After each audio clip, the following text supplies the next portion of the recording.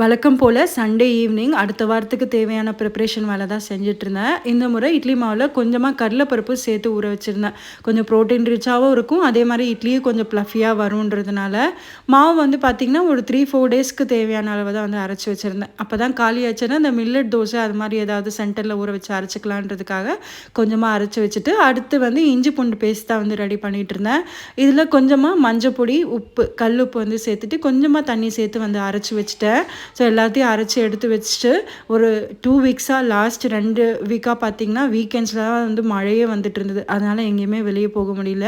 But இந்த week மழை இல்லாமல் இருந்ததுனால ஃப்ரெண்ட்ஸோடு சேர்ந்து மாலுக்கு போகலான்னு சொல்லிட்டு மாலுக்கு வந்து கிளம்பிட்டோம். இப்போ டைம் பார்த்திங்கன்னா 7 ஆகுது. பட் இன்னும் நல்லா வெளிச்சமாகவே இருந்தது.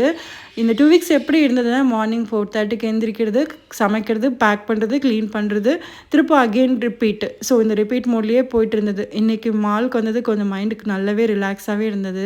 ஸோ மேலே செகண்ட் ஃப்ளோரில் இந்த கிட்ஸ் ப்ளே ஏரியா இருந்தது. அங்கே தான் விளையாட போயிருந்தோம். இங்கே கேம்ஸை விட இந்த விர்ச்சுவல் ரியாலிட்டி கேம்ஸ் தான் நிறையா இருந்தது.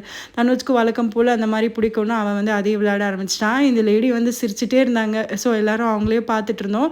நானும் பேருக்கு இந்த பேஸ்கெட் பால்லாம் கொஞ்சம் விளையாடிட்டு அதுக்கப்புறம் ஒரு 2 ஹவர்ஸ் ஆகிடுச்சு. இங்கேயே டைம் போனதே தெரியல. இந்த சாஃப்ட் டாய்ஸ்லாம் எப்போவுமே எடுக்க ட்ரை பண்ணியிருக்கோம். பட் இதுவரை எடுத்ததில்லை. நீங்கள் யாராவது எடுத்திருக்கீங்களான்னு கண்டிப்பாக சொல்லுங்கள் ஃப்ரெண்ட்ஸ். ஒரு 9:30 போல் இருந்தது. அங்கேயே வந்து ஃபுட் ஏரியாவில் வந்து ஃபுட்டு ஆர்டர் பண்ணி சாப்பிட்டுட்டு அதுக்கப்புறம் வந்து வீட்டுக்கு கிளம்பிட்டோம். பட் இங்கே மெனுவில் பார்த்திங்கன்னா இந்த குனாஃபான்னு வச்சுருந்தாங்க. கடைசியாக கேரளாவில் இருக்கும்போது சாப்பிட்டது. ஸோ ட்ரை பண்ணலான்னு சொல்லி ஆர்டர் பண்ணியிருந்தேன். யாரும் சாப்பிடல. கடைசியில் நான் தான் எல்லாத்தையும் சாப்பிட்டேன். ஒரு 10 மணி போல் இருக்கும். ஸோ எல்லோரும் வந்து கிளம்பிட்டோம். தேங்க்ஸ் ஃபார் வாட்சிங்.